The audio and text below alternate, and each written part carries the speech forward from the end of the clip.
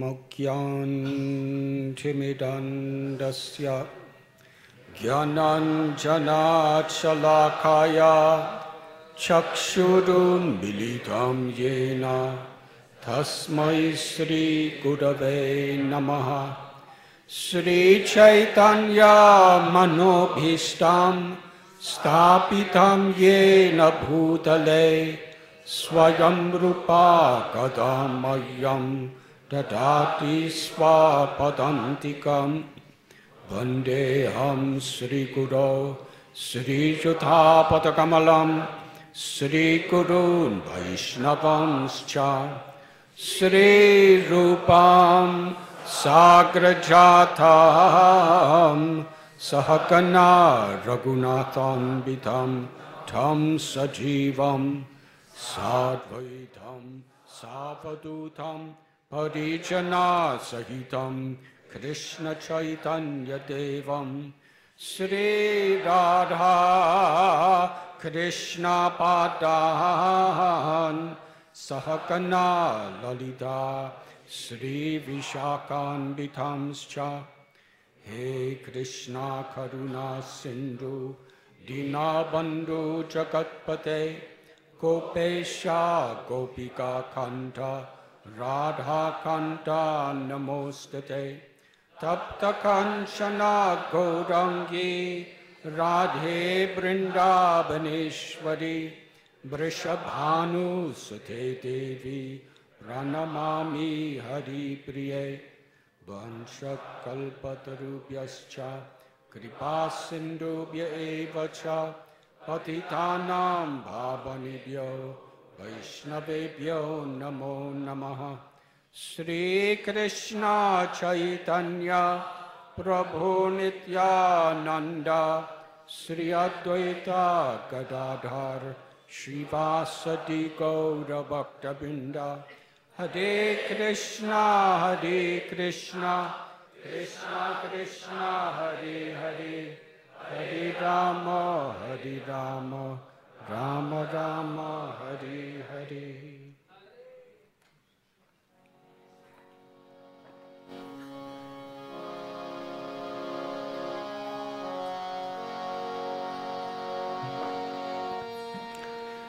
Jai Radha Madhava Kunja Bihari Gopi Jana Pallava Giri Varadhari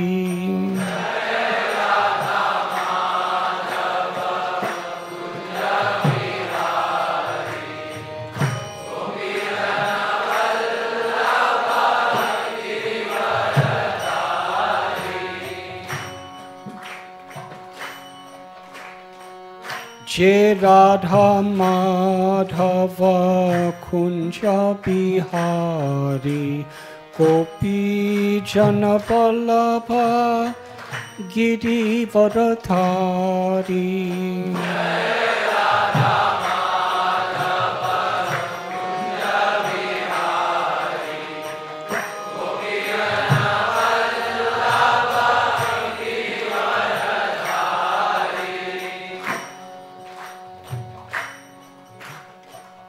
Yashodanandana Braja Jana Ranjana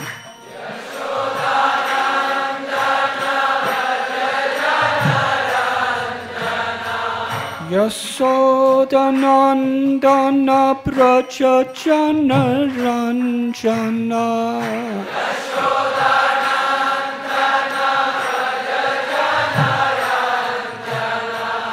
Yamuna Tira Panachari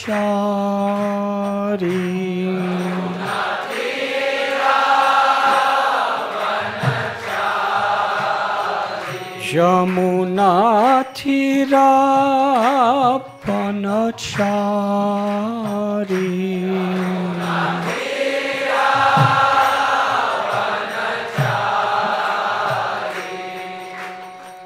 Govinda Jaya Jaya Gopala Jaya Jaya Govinda Jaya Jaya Gopala Govinda Jaya Jaya Gopala Jaya Jaya Govinda Jaya Jaya Gopala Jaya Jaya Radharamana Hari Govinda Jaya Jaya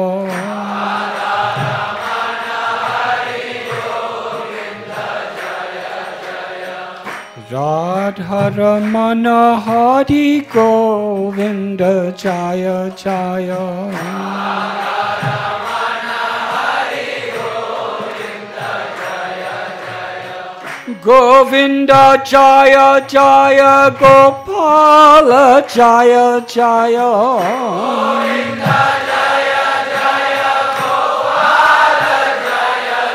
Govinda Jaya Jaya Gopala Jaya Jaya Govinda Jaya Jaya Gopala Jaya Jaya Govinda Jaya Jaya Gopala Jaya Jaya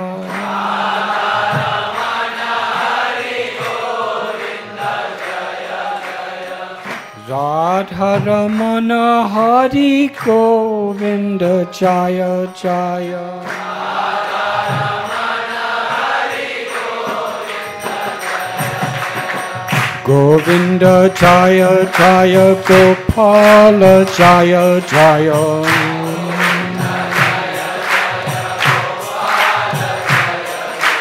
Govinda Jaya Jaya Gopala Jaya Jaya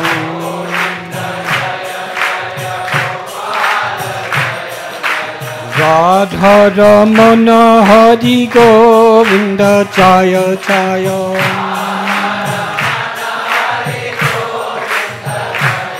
Sri Radharamana Hari Govinda Jaya Jaya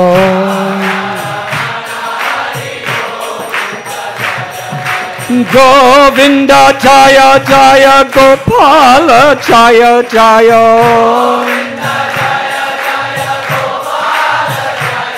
Govinda Jaya Jaya Gopala Jaya Jaya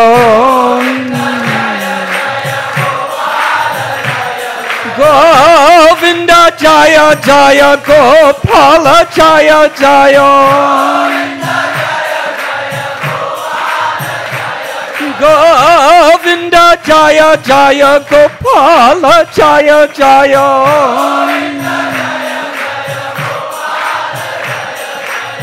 Radharamana Hari Govinda Jaya Jaya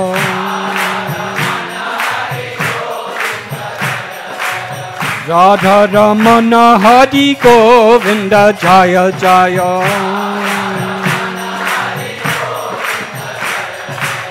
Govinda Jaya Jaya Gopala Jaya Jaya Govinda Jaya Jaya Gopala Jaya Jaya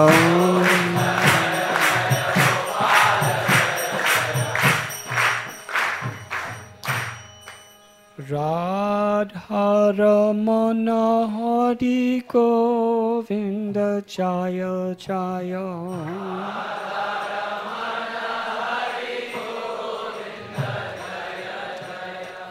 Radharamana Hari Govinda Jaya Jaya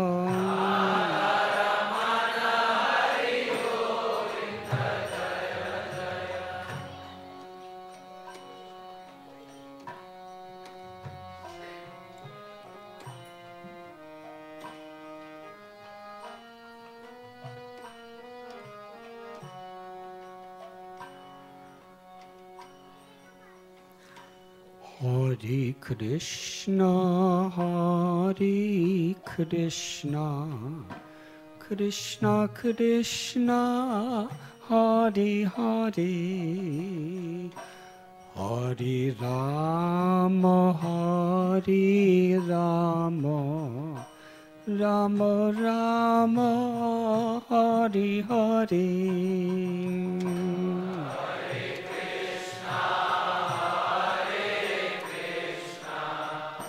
Krishna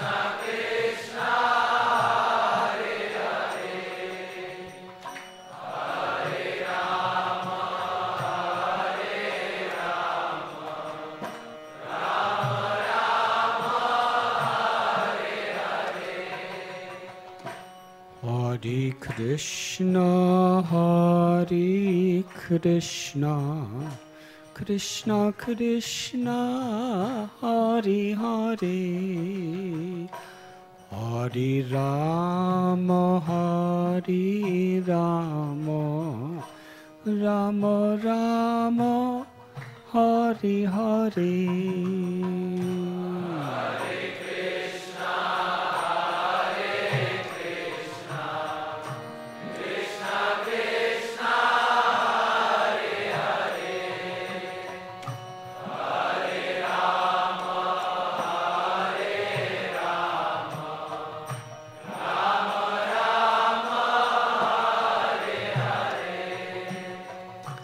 Hare Krishna, Hare Krishna, Krishna Krishna, Hare Hare, Hare Rama, Hare Rama, Rama Rama, Hare Hare.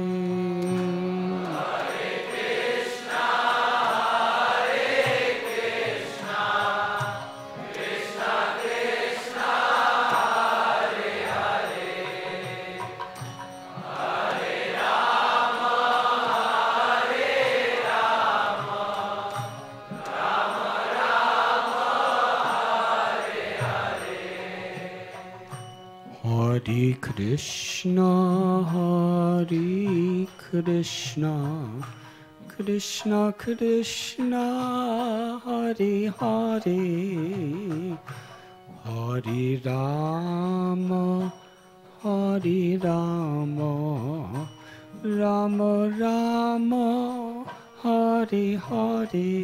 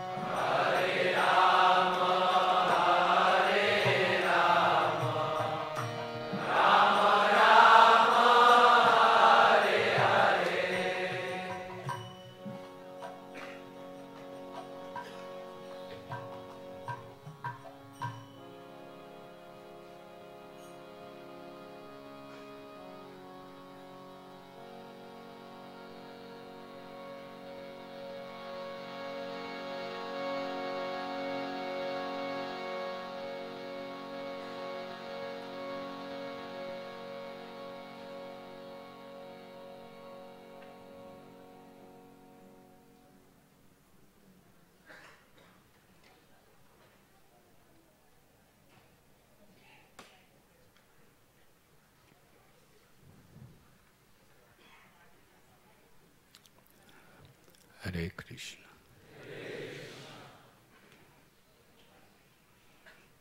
It is my profound honor and pleasure to be with you this evening.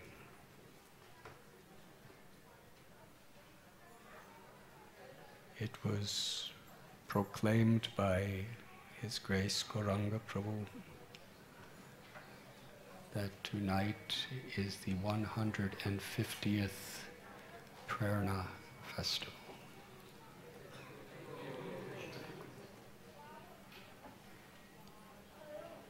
Over approximately 15 years, at least 10 every year equals 150.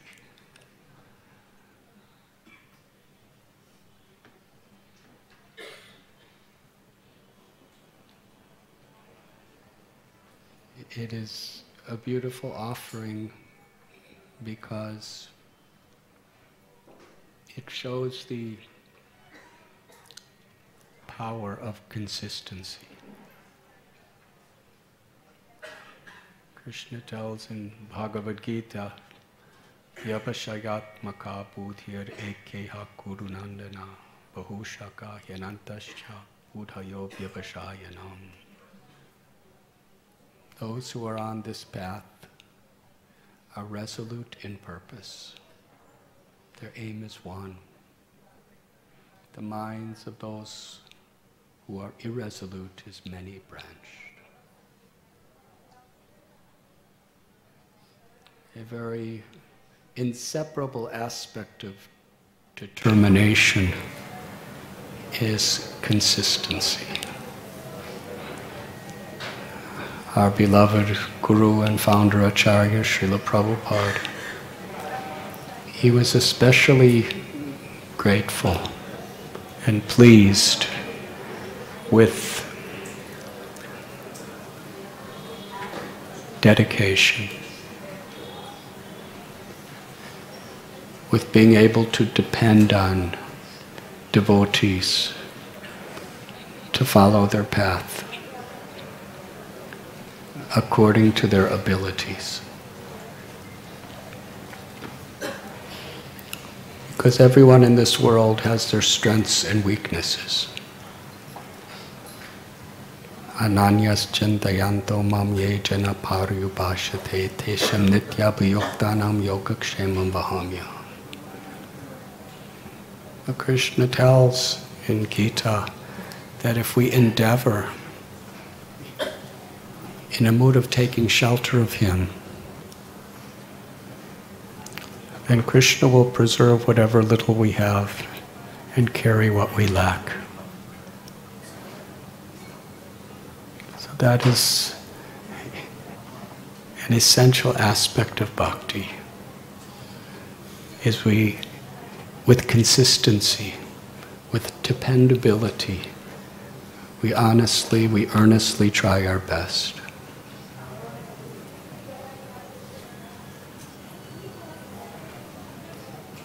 If we're too good at what we do, we can become proud and begin to think, I am the doer, I am the controller, I am the proprietor and enjoyer. When we become infatuated by this false pride, then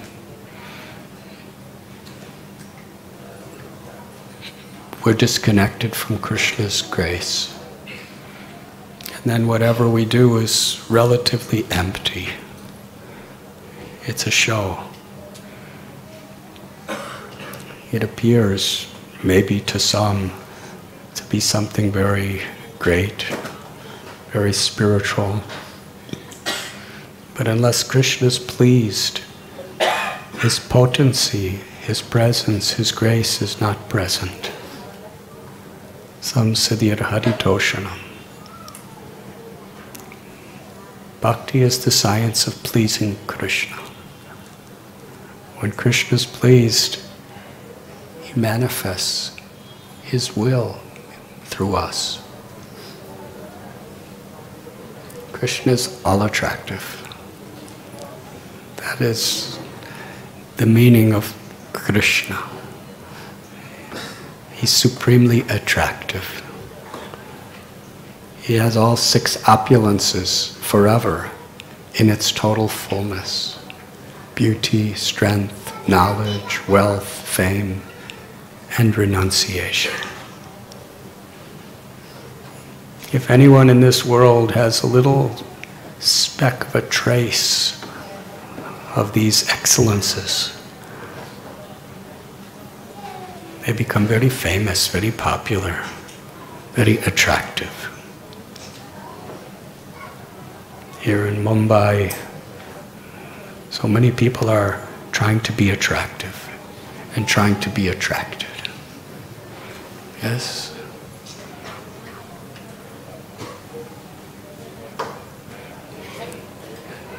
Even the most famous newspapers of you don't usually see old people being featured. People are attracted to youth, to beauty. People are attracted to power, strength, political power, athletic power, wealth. These are the heroes of the world.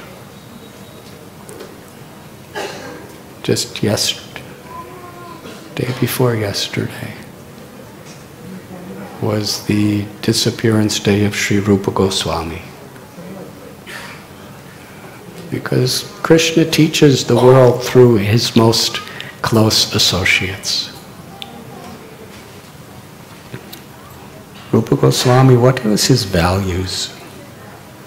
He and his brother Sanatan, they had so much beauty. Their physical features were unlike anyone in this world. They were so attractive.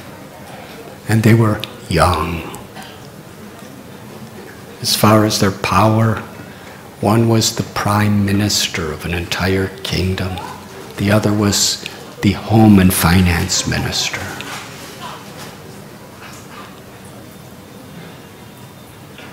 As far as wealth, the king shared all the property of the kingdom with these two brothers.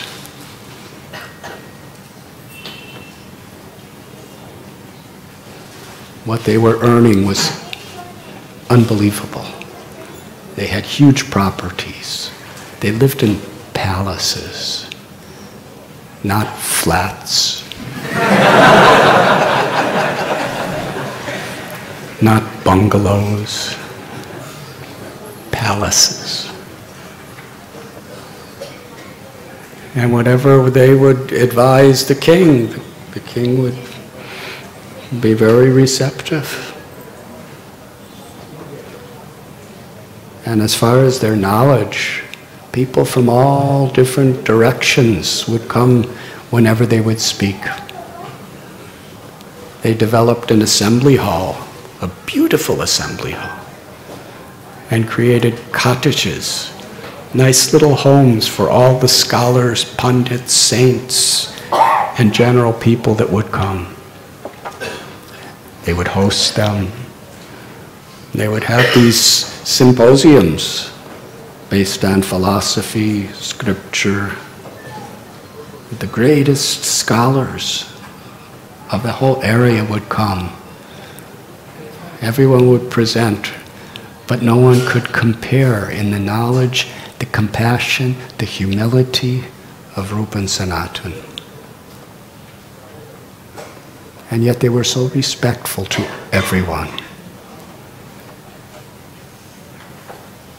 Chaitanya Das, who was the father of Srinivasa Acharya, told his son when he was a little boy that he went to Ramakeli with his guru once to one of these conferences that was hosted by Rupa and Sanatan. He said they were effulgent. They were as beautiful as Kamadev. And when they spoke, they would mesmerize everyone with their knowledge, their insight, their realizations. But yet they were so humble. They welcomed everyone. And they were in the mood of being the sincere, humble servants, just trying to please everyone. Because realized knowledge is expressed according to Bhagavad Gita, Srimad Bhagavatam, when we see the presence of God within the heart of every living being.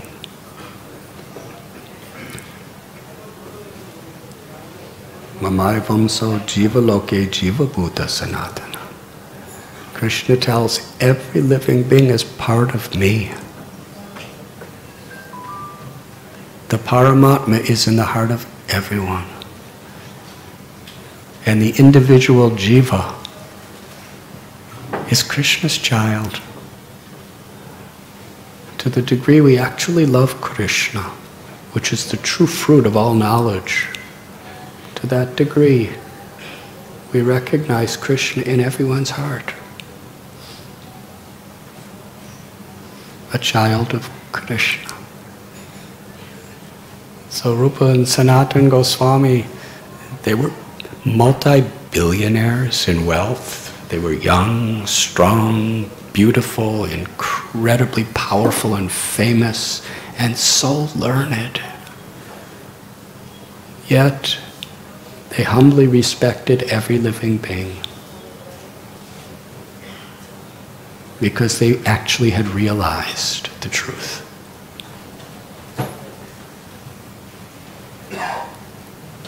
Krishna tells in Gita that when you have thus learned the truth, you will know that all living beings are in me, of me, and mine.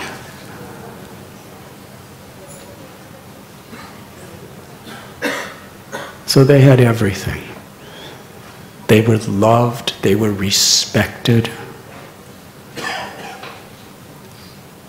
Even apparent enemies, their hearts melted before them.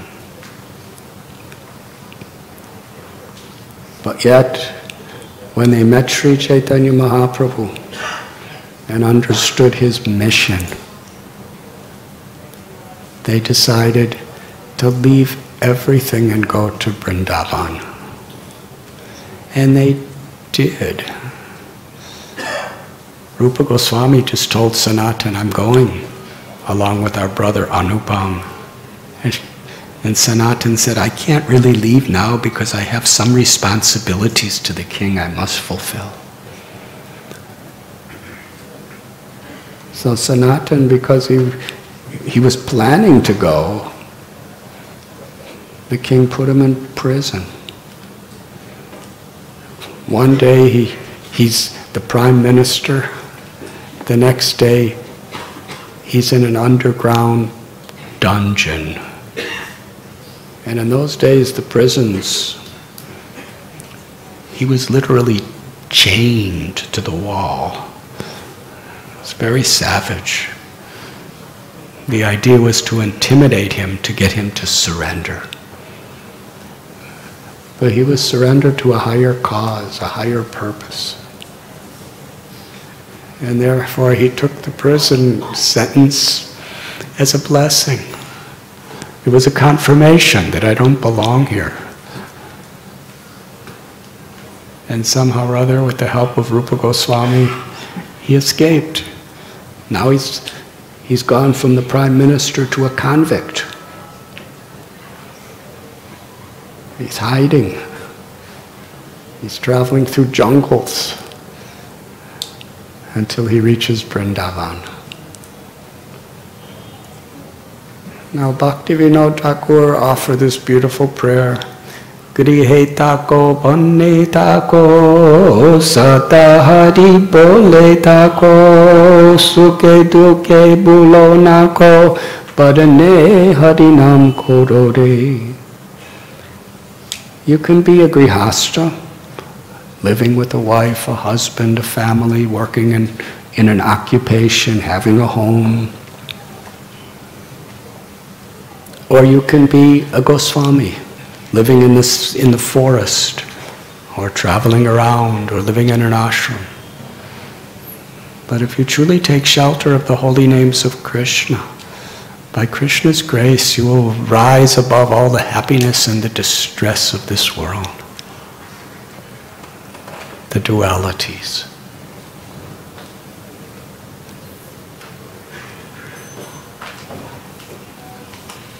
The example of Rupa and Sanatana Goswami has been as much an inspiration to grihastas, to family-oriented devotees, as it has been to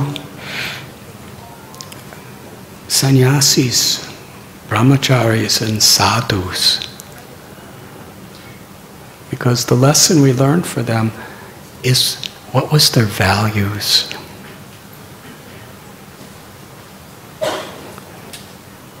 And we can assimilate these values in whatever particular field of life we're in. Samsadhyata Haditoshanam.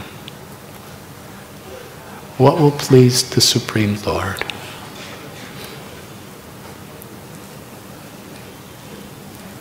When Lord Chaitanya was very pleased with Rupa and Sanatan, when they left everything behind to live in simple loincloths in the forests of Vrindavan. They gave up their palaces to live under trees in the riverbanks and in the jungles. They gave up their fine foods to beg Madhukar, house to house. And in Vrindavan in those days, they were very simple villagers. So you don't get so much when you beg from them. Here in Mumbai, sometimes begging could be a very high level.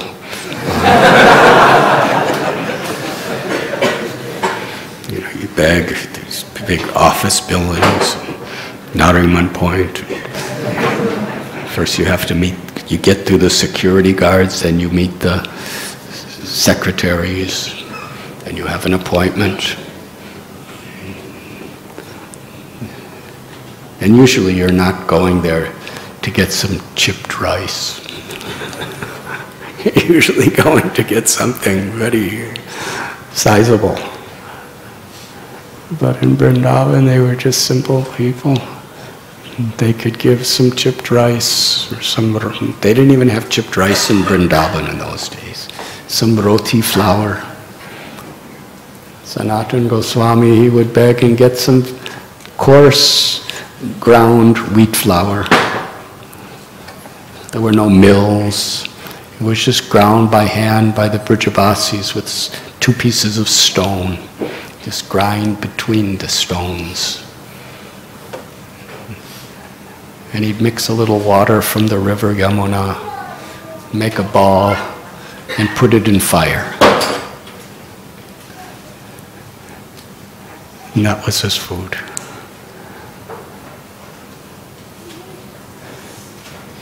When Lord Chaitanya was traveling in South India, he came to one Brahmin's house whose name was Kurma. And he was actually a very wealthy person.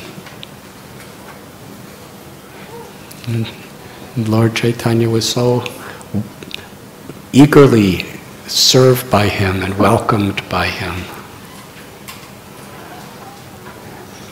And after Kurma washed his feet and literally offered his whole family to Lord Chaitanya, his wife, his children.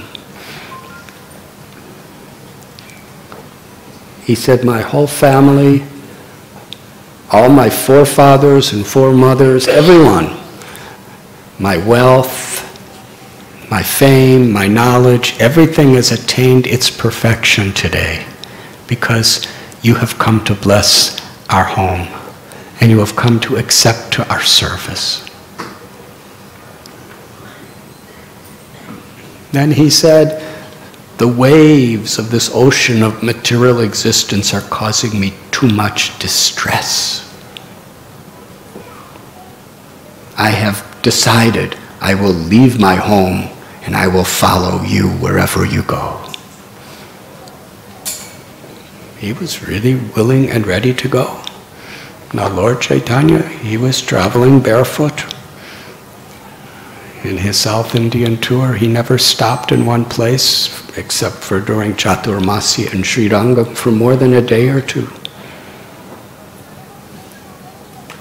His only possessions was his japamala and an extra set of clothes and a begging pot, water pot. He said, I'm going with you. Sri Chaitanya Mahaprabhu said, there's no need for you to go. You should stay with your family. You should continue your occupation. But always chant the holy names of Krishna. Hear the glories of Krishna. And speak the message of Krishna to whoever you meet. And in this way, you will always be with me and I will always be with you.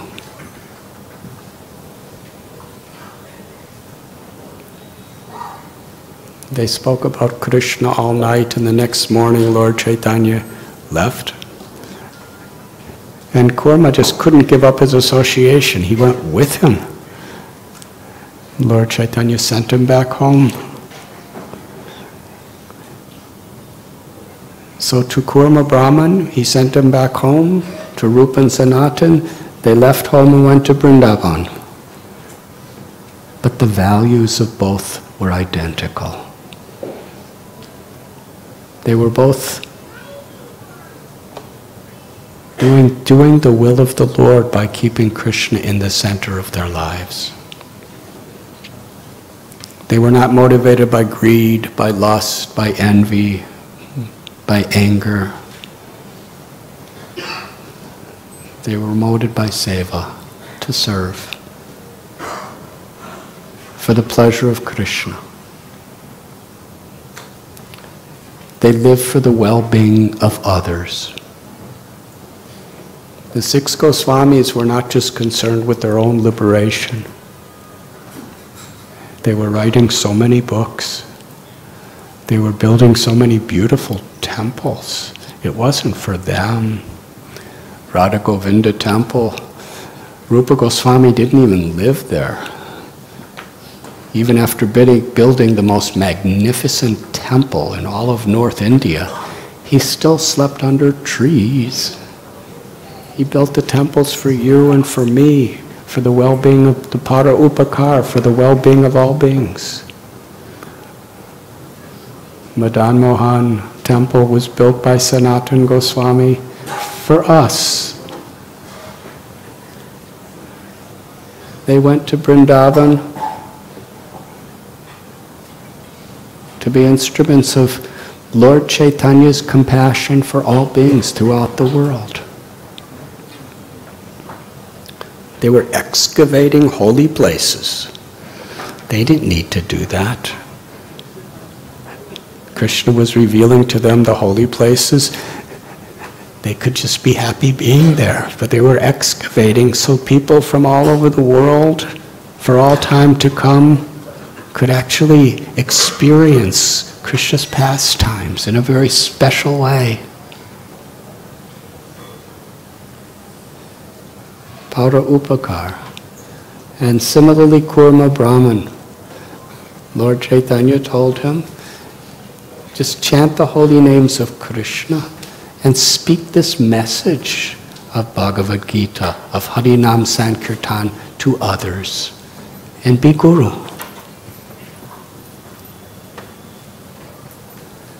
And he did, with his wife, with his children, with his parents, as a grihasta. They had the same values. These are the examples that are given to us.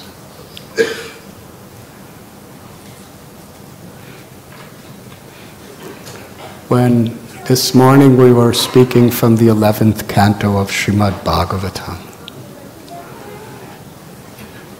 therein we find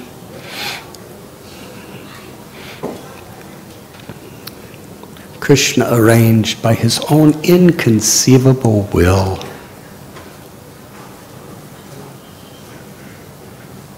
a way in which the Yadu dynasty, his own family, was going to depart from this world.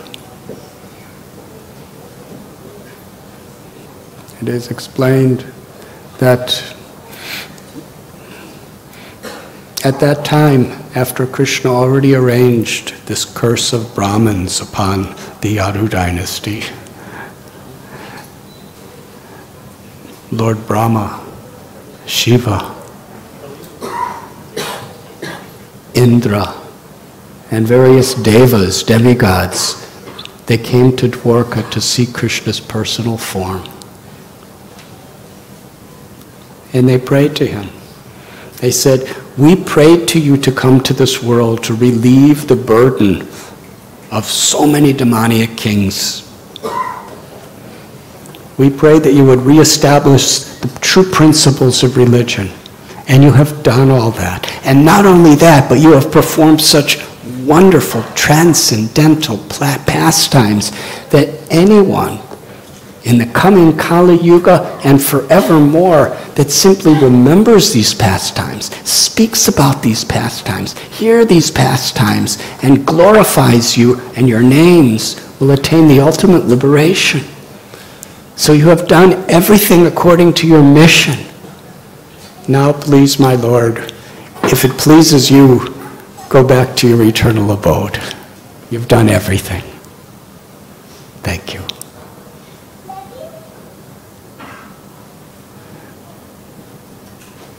After they left, Uddhava, Krishna's dearest friend in Dwarka, his constant associate,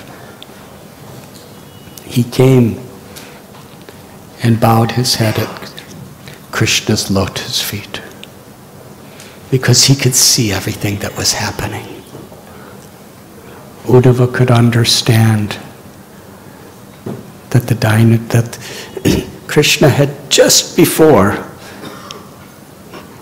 he saw there were so many inauspicious signs that were arranged by Krishna.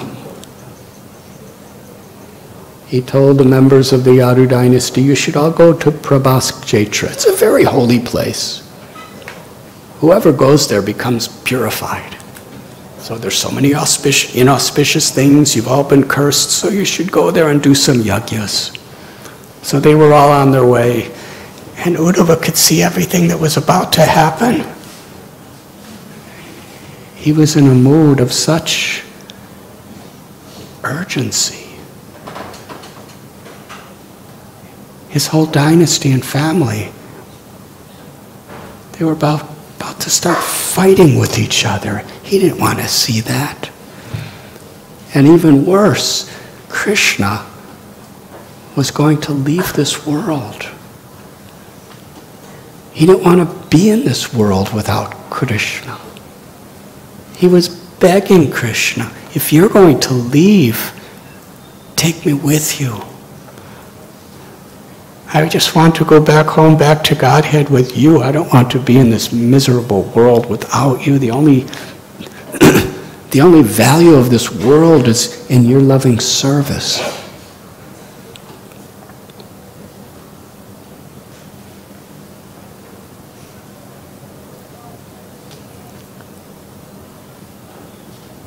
It was in this state where Uddhava, like Arjuna was in a very, very difficult situation. He saw two armies of relatives about to be fighting with each other. He didn't want to be a part of it. Garbhanya dosopa hatasva bhava. He approached Krishna in a state of great desperation. Parikshit Maharaj was cursed to die in 7 days. He approached Sukadev Goswami in a great sense of urgency. And here Uddhava, he was in more urgency than both of them because he loved Krishna so much. He was with Krishna day and night, and now Krishna's going to leave the world to be left behind. He was begging Krishna for direction, for kindness. And in that state, Krishna spoke the Uddhava Gita.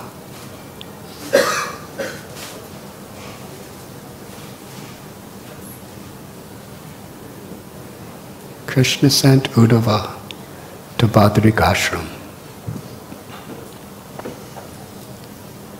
Vishwanath Chakravarti Thakur explains that Krishna was thinking, I lived in Vrindavan and reciprocated love with all my devotees there, the gopas, the gopis, the cows, the calves, all the kalpavriksha trees, the peacocks, everyone. We had the most beautiful, intimate leelas together. And I lived in Mathura and Dwarka. I went to Mithila. I went to Kurukshetra. I lived in Dwarka. I went and visited Mahavishnu. I met Lord Shiva, Lord Brahma, Indra.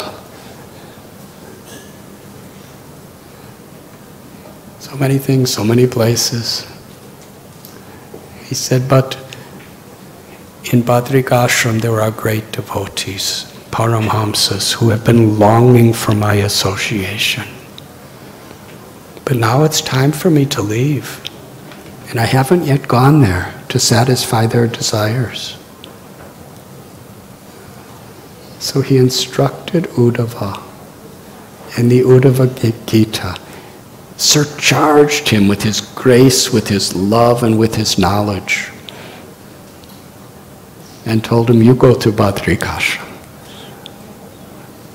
Because when one associates with those devotees who love me, who hear the knowledge of my devotees, they are directly in my association.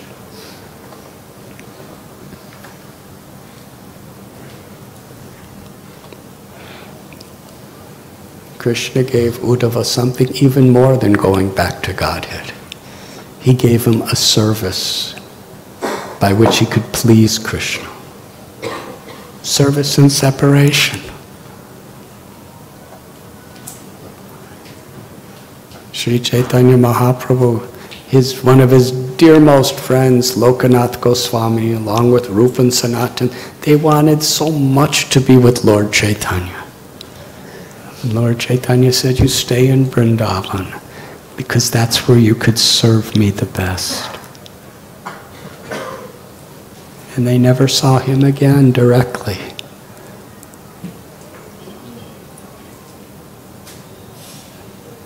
The wives of the Yajnik Brahmins, when they came, they surrendered everything. They left their families to bring prasad to Krishna and Balaram. And when they saw the beauty of Krishna, he was just on bank of Yamuna in a little clearing in the forest. His complexion was dark like a monsoon rain cloud.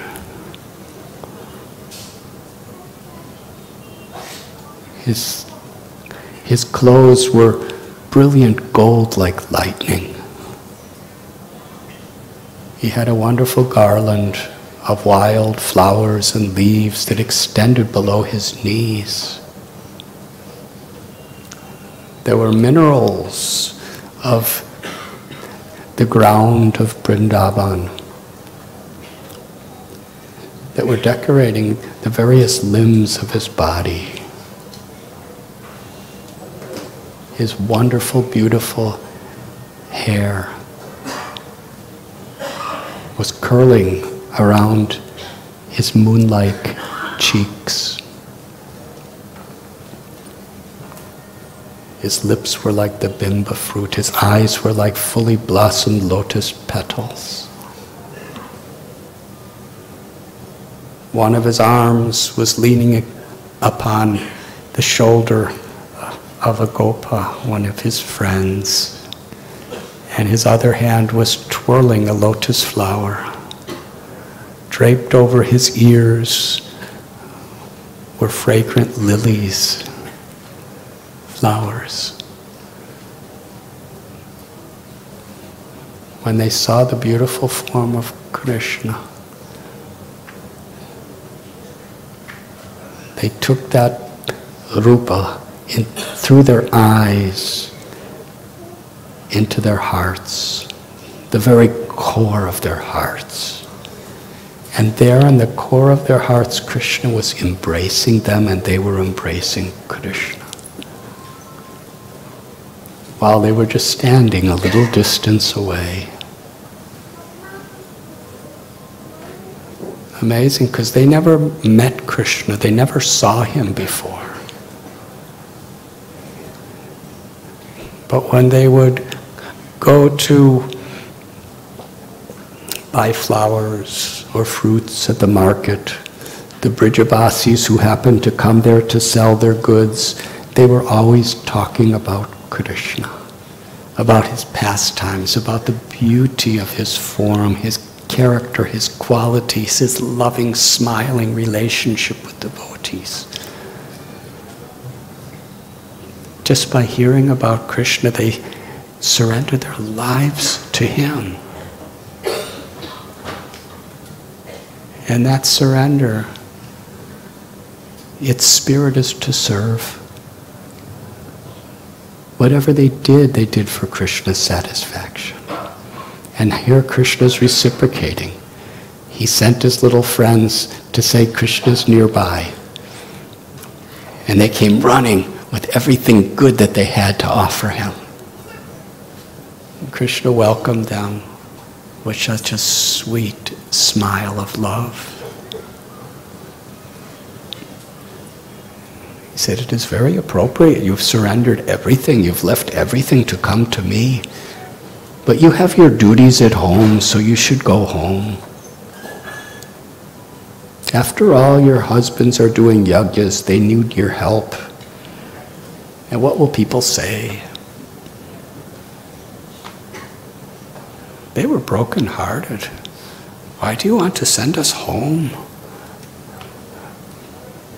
You promise that you give your devotees all shelter when they surrender. We have surrendered everything for you. They won't even let us back. Krishna said they will let you back. But please know, and he's speaking not only to them, but to all people at all times. It's not by physical proximity with me that you develop love for me. It's by pleasing me. By hearing my glories, my pastimes, by chanting my names, by worshiping the deities, by meditating upon me. Through practicing this path of bhakti, in separation, that is how you will fully attain. I will give the highest love, and you will feel my presence always. They were so humble.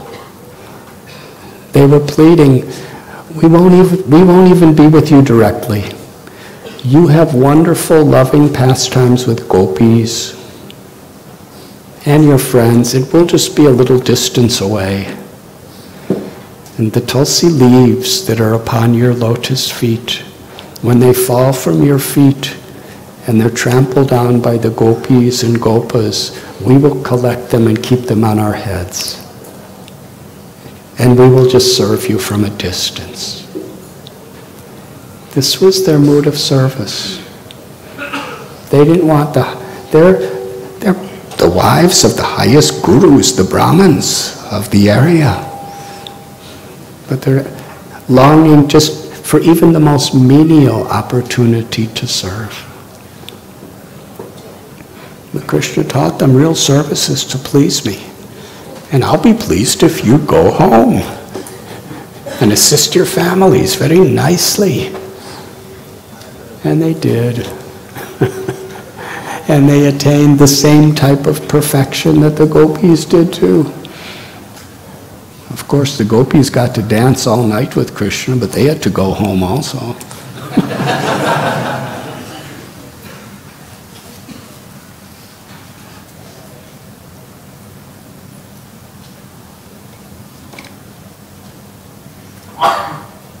Krishna reciprocates with the sincerity of our intentions.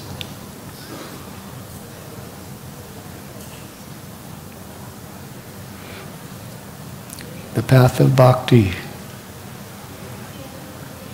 is to fully immerse ourselves in remembrance of Krishna.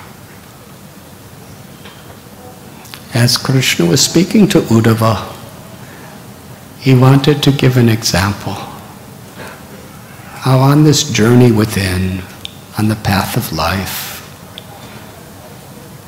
as we become absorbed in seeking to please Krishna, to know Krishna, to love Krishna, Krishna reveals himself in so many ways.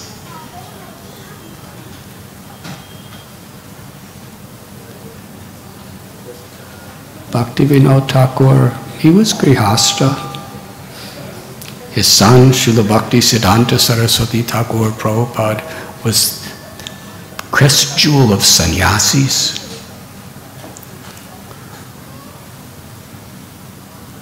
But they were both perfectly situated as acharyas, teaching the world how to love Krishna perfectly.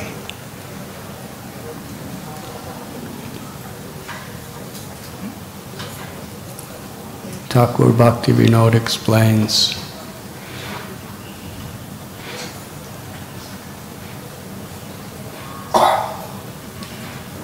that some people, when they hear the Srimad Bhagavatam, they hear it, they learn it, they memorize it,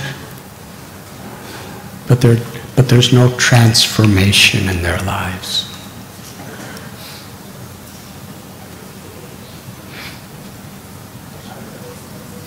And other people, they don't have faith. They don't accept it. They don't even want to hear it.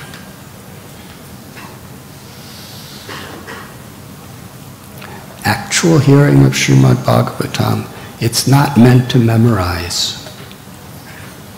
It's meant to reflect. Whatever we learn,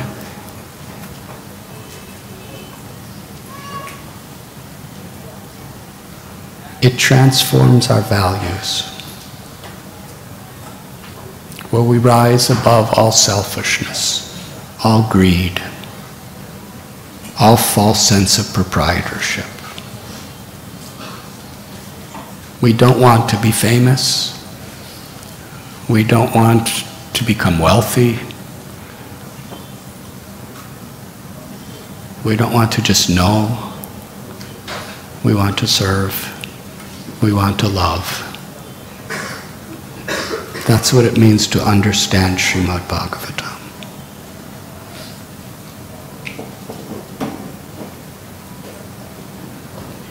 And real service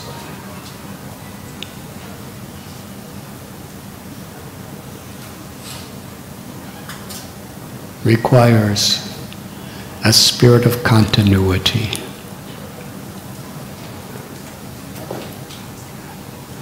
For a pujari on the altar, Krishna's depending on us to come at the right time, to dress him, to bathe him, to feed him. He doesn't need us, because ultimately whatever we're giving, we're getting from him. But he's assuming that role for our benefit.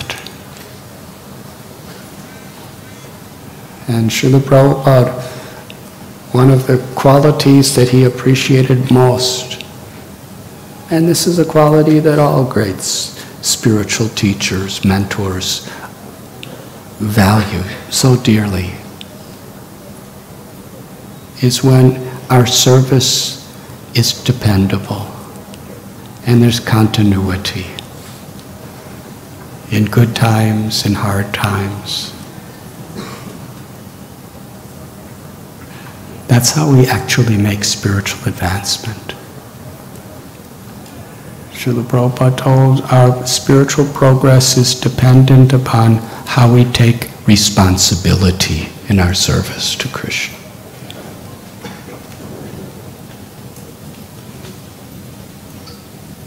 Responsibility is like that. A responsible father, a responsible mother, a responsible guru, a responsible disciple. Their service is not based on the conditions around them. Matras parashastu konteya sitos nasuka dukada agama payanonyakastam statikshasva bharata. May be cold, it may be hot, may be pleasure or pain, success or failure, easy or difficult. But we remain fixed in the path of trying to serve. When our sadhana is dependable, when our service to the mission is dependable, when our Vaishnava qualities are consistent even when there's temptation or fear, honor or dishonor. That's what it means to take responsibility. That's what really pleases Krishna. So many of you are students here in this great city of Mumbai, where there are many distractions, many alternatives. But we learn from Rupa and Sanatana Goswami, from the Kurma Brahman, we learn from Uddhava, we learn from the Brahmins' wives, we learn from each other. What are the values that we should live for? What are the values that we should integrate and harmonize in every aspect of our lives?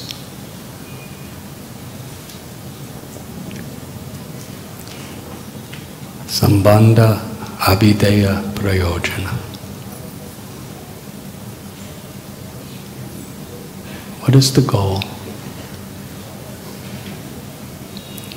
It is important in the association of devotees through sadhu sangha, satsang, that we develop faith that there is a true goal in life. And I'm not this body. I'm the eternal soul. Krishna told Uddhava we could learn this from the moon.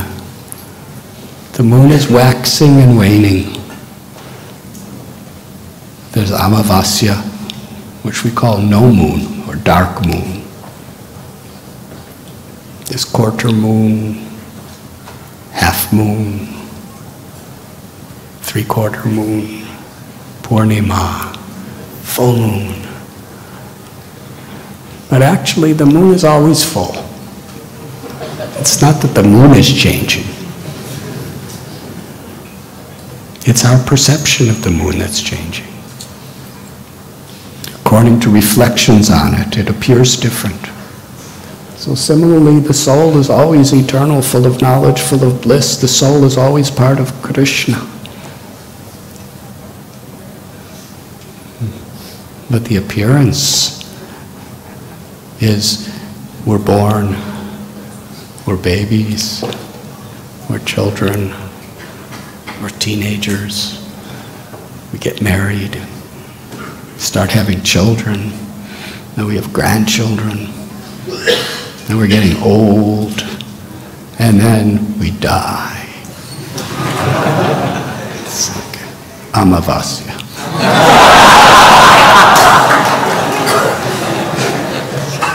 Doesn't appear there's any moon that night. We're dead. But actually, there's still a full moon. We're still fully alive, as much as we were when we were born and when we were dancing at Radha Gopinath temple as teenagers in Prerana.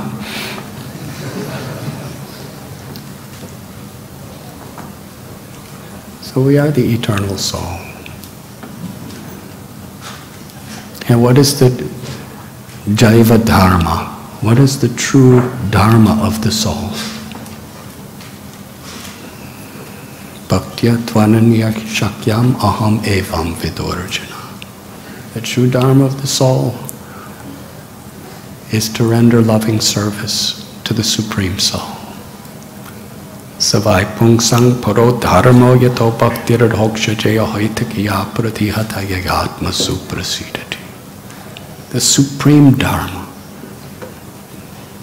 the highest religion, the highest spiritual path, the highest occupation, is to render loving service to the transcendent Lord within our hearts, within the hearts of all living beings.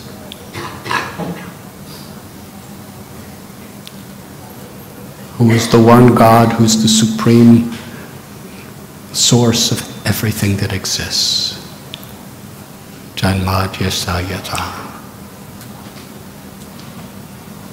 And to serve with love. So Prerana, it has many different aspects. There's videos, there's kirtans, There's all sorts of different speakers. Some make you laugh, some make you cry, some make you sleep.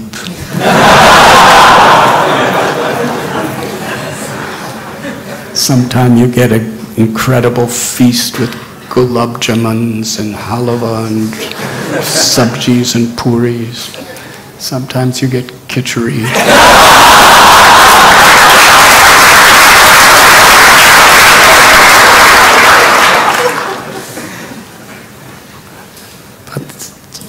The purpose of Prerana is to help young people in ages where, at an age where we're really naturally looking for where we want our life to go.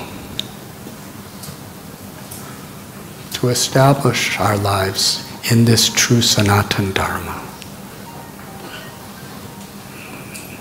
The true Dharma of the soul.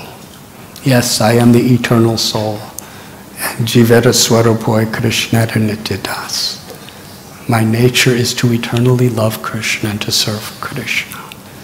In whatever we do, wherever I am, whoever we're with.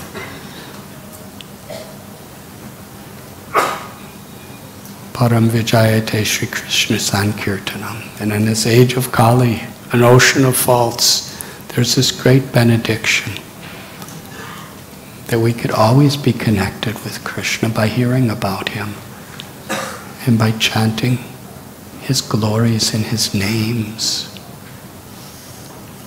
Such a benediction. Whether we're riding on a bus or a train, or we're walking, or we're in our office, or we're at our home, or we're in the ashram, whether it's the heat of the summer, the humidity of the monsoons, or the freezing colds of the winter, wherever we may be, Krishna is in our heart, waiting to reveal himself to us. And he's giving himself especially in his holy names.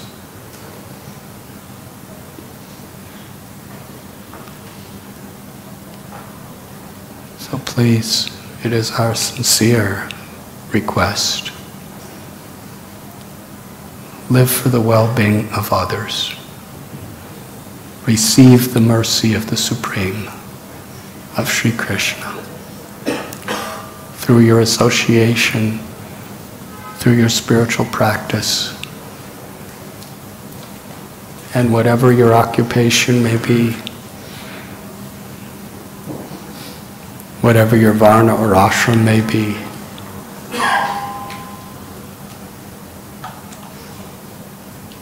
reflect the grace of Krishna that you're receiving for the well-being of others. And that is truly the path of joy. A joy that is not determined by the ever-changing circumstances of this world. A joy that is beyond this temporary body and mind, beyond death. Thank you very much.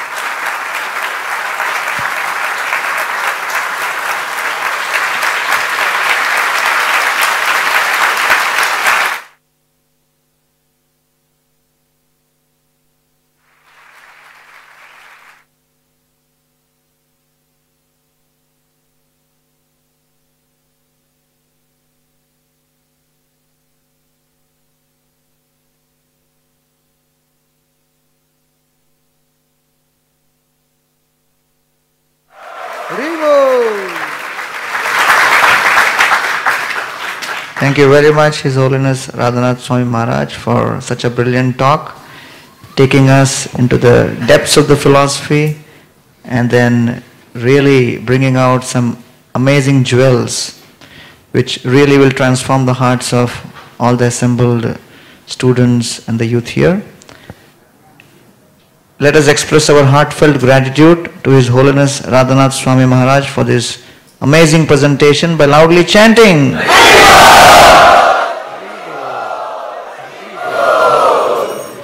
So if there are any questions, we'll have now a question and answer session. You can please raise your hand and we'll send the mic across.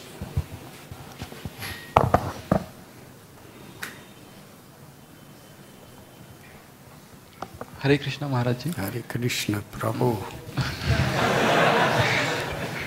Maharaj ji, sometimes because of easy availability of services, devotional services and association of devotees, sometimes we take it like Krishna consciousness and Krishna granted and chanting also.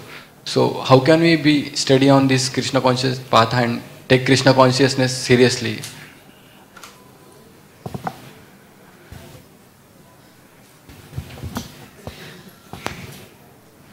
Nasta prayishya bhadreshu nityam bhagavati sevaya. It is important that we're reminded, regularly hearing of Srimad Bhagavatam, Bhagavad Gita, in the association of devotees, or in our own homes by reading these transcendental literatures, hearing tapes. It reminds us of the dangers of material existence. It reminds us, padam padam yadvi padam natesham, that actually crisis, death could come upon anyone at any moment. But our tendency is to take everything valuable for granted. But if we're hearing regularly and we're reminded of how important it really is, how urgent it is, then we will not take it for granted. It is important we cultivate a spirit of gratitude and appreciation. Taking things for granted comes when we lose our spirit of gratitude. If you're starving and someone gives you some water and food, you're really grateful.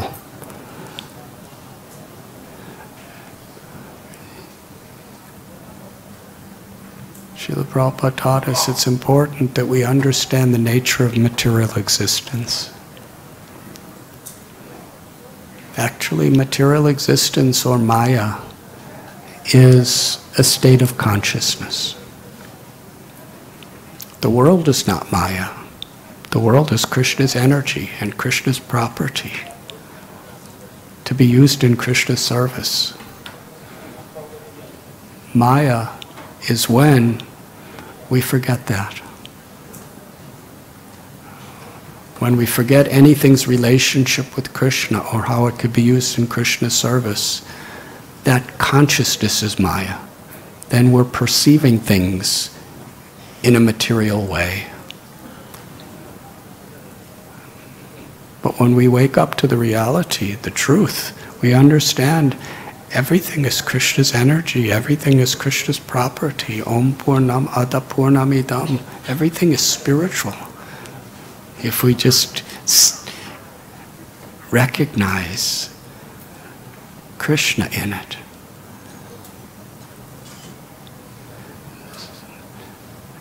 So it's important through our sadhana, through our hearing and chanting, through our association, and through our cultivation of this spirit of gratitude, that we really learn to see Krishna. We learn to remember Krishna in everything. Otherwise, yes, we see the things in this world as material.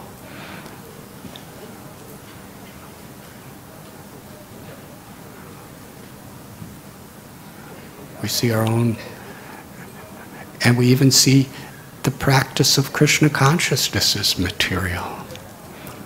We see devotees in a material way. We see the deities in a material way. We hear the Srimad Bhagavatam in a material way. We have to learn to guard against offending devotees, because If we do that, Krishna withdraws his presence in our life. And we start to Ramchandra Puri saw Lord Chaitanya in a material way. Shishupal saw Krishna in a material way. Because they were ungrateful. Hiranyaksha saw Varaha in a material way. Hiranyakashipu saw Narasimhadev in a material way. But little Prahlad and Maharaj Yudhisthira and all these, they saw Krishna in a spiritual way because they were always eager to serve. So we should be consistent and we should be faithful. Through our sadhana, through our association, and through our discipline of maintaining a good service attitude, then as we make spiritual progress, even with the tests and trials and tribulations, Krishna will help us. Otherwise, this is a very common danger. We take Krishna consciousness for granted. We take Krishna's mercy for granted. We take the beautiful gifts that Krishna gives us for granted.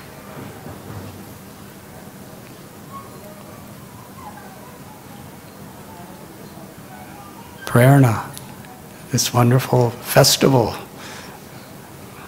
150 sessions today, just to remind people of the wonderful gift that we've received. So that when we go out, we're a little surcharged with that remembrance, with that appreciation. Is there another question?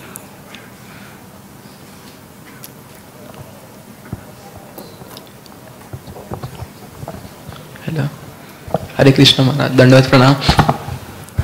So my question is that when we are in the mother womb, we always praying to Krishna. But when we came in the material world, we just forgetting Krishna.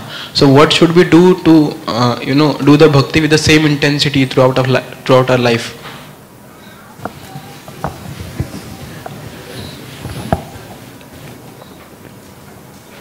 If you eat nourishing food every day, you will have nice energy to do your work. So, satsang, sadhana, this gives us spiritual strength. It's very important. We have sincere sadhana and sincere satsang. Associating with devotees, sincerely chanting Krishna's names according to our regulations, sincerely studying Bhagavad Gita, Srimad Bhagavatam, Nectar of Devotion, Sri Chaitanya Charitamrita, Sri Upanishad, these most powerfully blessed Vaishnava literatures. It keeps us alert and awake. And we have to live with respect in such a way, in a service attitude, so that Krishna will be pleased to appear within his names. Srila Prabhupada writes that when we're humble to take shelter of Krishna, and we're really trying to serve other living beings in that spirit, then when we chant the names of Krishna, Krishna makes himself present in a very special way.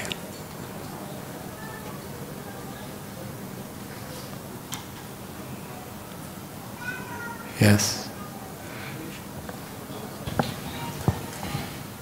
Hare Krishna Maharaj Ji, my question is that if we are continuing our spiritual life and if we have done such a great offense which is not good for our spiritual life, and many people sing us that he's a leader of a spiritual life and they thinking that he had done the wrong thing, then how should we continue our spiritual life? We should learn from our lessons.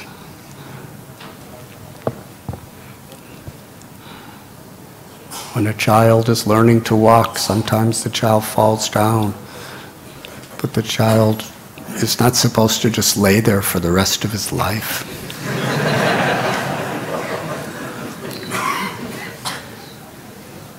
Because every time a child falls down, the child learns something about what it's not supposed to do to walk. And if a child is purposely falling down,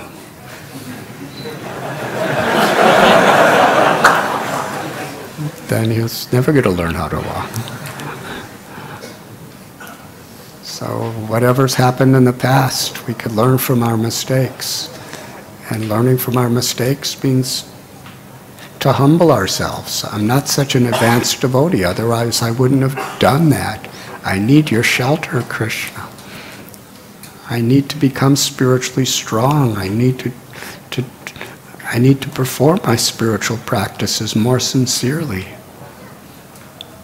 And if we offend people, we ask forgiveness and we learn not to do those things.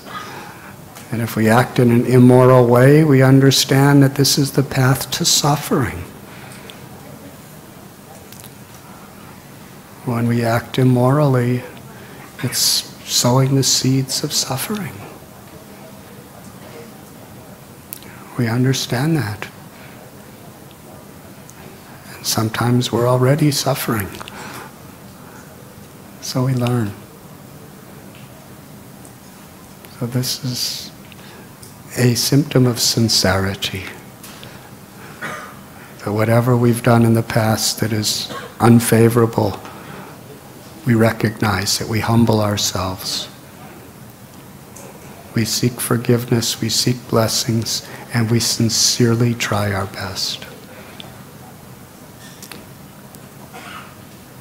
Srila Prabhupada writes that Krishna sees the sincerity of our intent. And he gives us pure devotional service when we genuinely have a sincere intent. And that means we're really trying.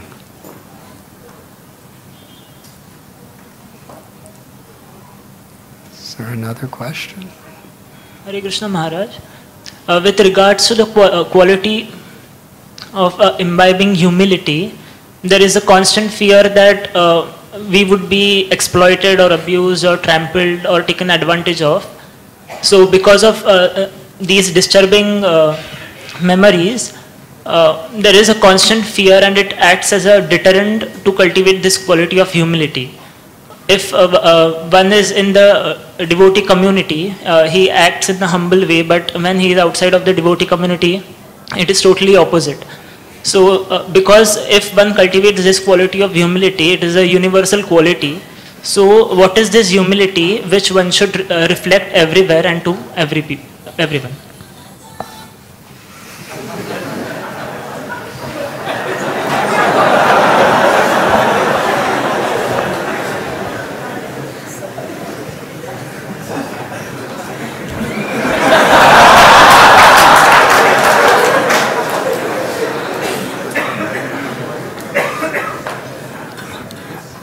I guess here at Prerana, you have all been trained to laugh so much during Prerana that even if something's not funny, you're just eager to laugh at it.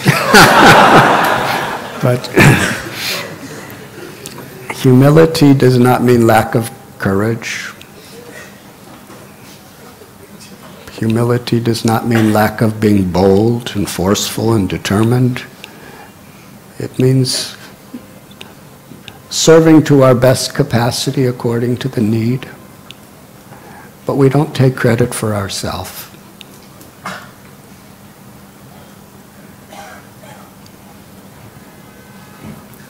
It's about pleasing Krishna. Nadanam na janam na sundarim kavitam va jagadisha kamaye mama janmani janmanishwari bhavatad bhakti rohaita kitvai. Lord Chaitanya prays, I do not want wealth or money or fame or the pleasures of the opposite sex. I don't want followers. I don't even want liberation. I just want to serve you. I want to please you, my Lord, unconditionally. That's humility. That leads to the next verse, Trinadapi sunichena taror ibasayishnana. Amanina manadena kirtaniya sadari. Arjuna was humble as a blade of grass when he was fighting the battle of Kurukshetra, because he was doing it knowing that Krishna's the doer, and I'm doing everything in harmony with Krishna's will to please Krishna. And he was eager to give all credit to other people and all credit to God. That's humility. Yudhisthira Maharaj was the embodiment of humility, even when he was the king of the world.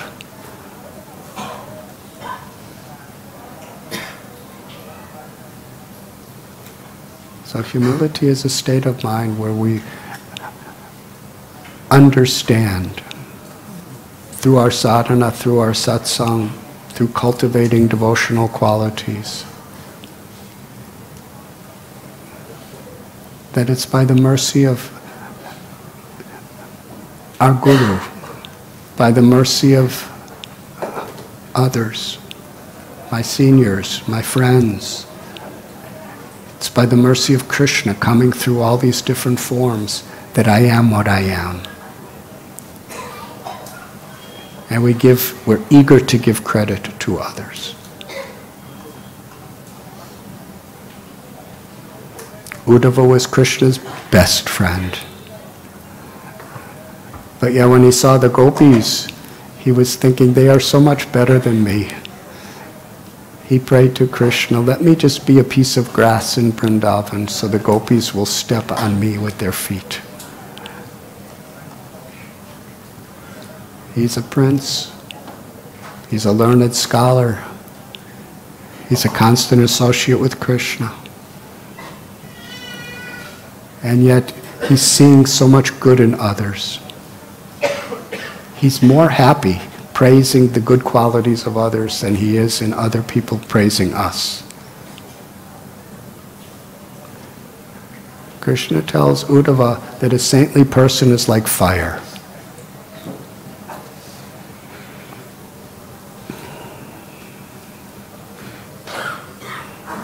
Fire needs fuel, otherwise it goes out. Yes? So, without the fuel of Krishna's grace, we just go out. Whatever our strength, whatever our knowledge, whatever our reputation, without this fuel of Krishna's mercy, we just go out. And another analogy is like fire. Whatever praise we receive, whatever success we receive,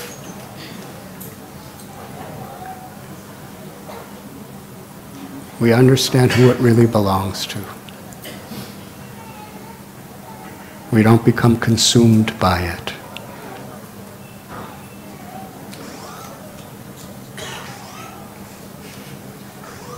So humility is being bold to do our service without this false ego.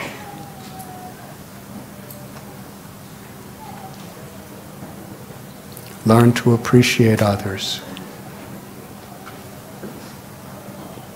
Learn to give credit to others. And ultimately recognize that it's through Krishna's grace that we can do anything.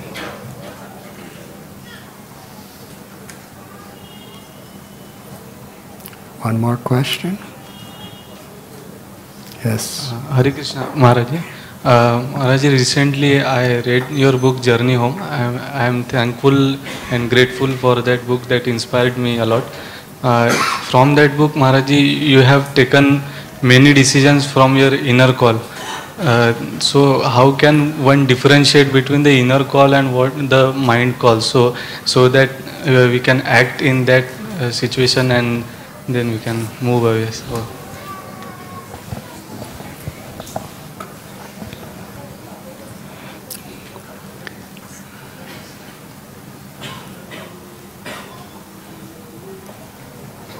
We have our Guru Sadhu Shastra principle.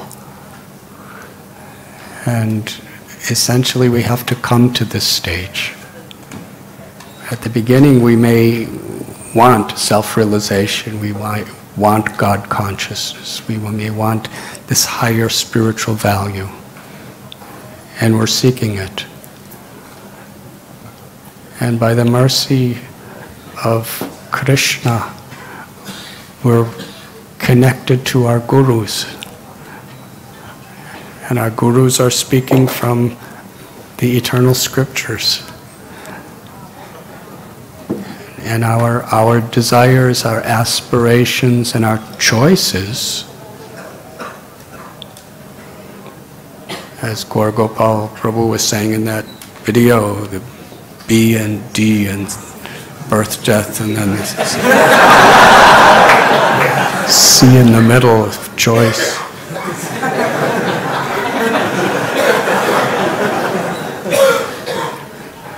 Our choices are in harmony with Guru, Sadhu, and Shastra. Then we know for sure that we're making the right plans in every stage of our life. Does that answer your question? Thank you very much.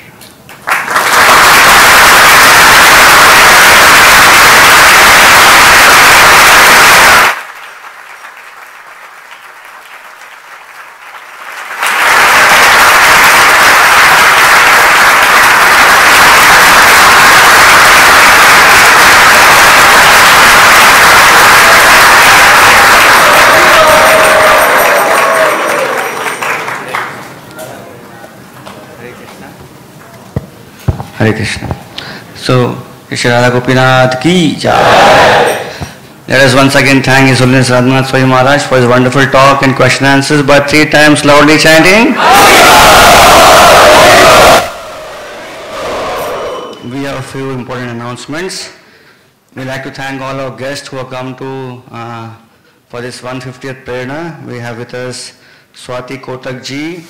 We also have with us Padma Shri Bainade, Deputy Collector Mumbai, Mr. M.S. Venkatesh, Senior Director, Hinduja Hospital, Mr. Suresh Yadav, Assistant Director, Employee Relations, Hinduja Hospital, Dr. Mukund Taide, Vice Dean, Grand Medical College, Dr. Sadhana Taide, Additional Director of Health Service, Government of Maharashtra, and Mrs. Napol, Consulate General, Mauritius, and Mahaprabhu Dasji, Advocate, High Court. Hare Krishna. So let us welcome them by 3 times loudly chanting. For making this special Prerana happen, we want to thank following group of devotees: the Talwan based devotee, Jagannath Puri Dham based devotee, Varli devotees, Cooper JJ devotees, Godrum based devotees for coordinating morning kitchen and coordination of the evening festival. Let us thank them also. Hari Bol. At this point, I would like to welcome all those who have come for the very first time today. Kindly rise, stand up, so we can properly welcome you. जो आज पहली बार प्रेरणा festival में आए हैं, कृपया खड़े हो जाइए.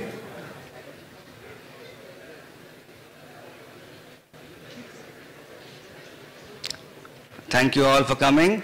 Let us welcome them by loudly chanting 3 times. Please take your seat. Some very special announcements for you. Those who come for the very first time today, a special seminar has been organized tomorrow.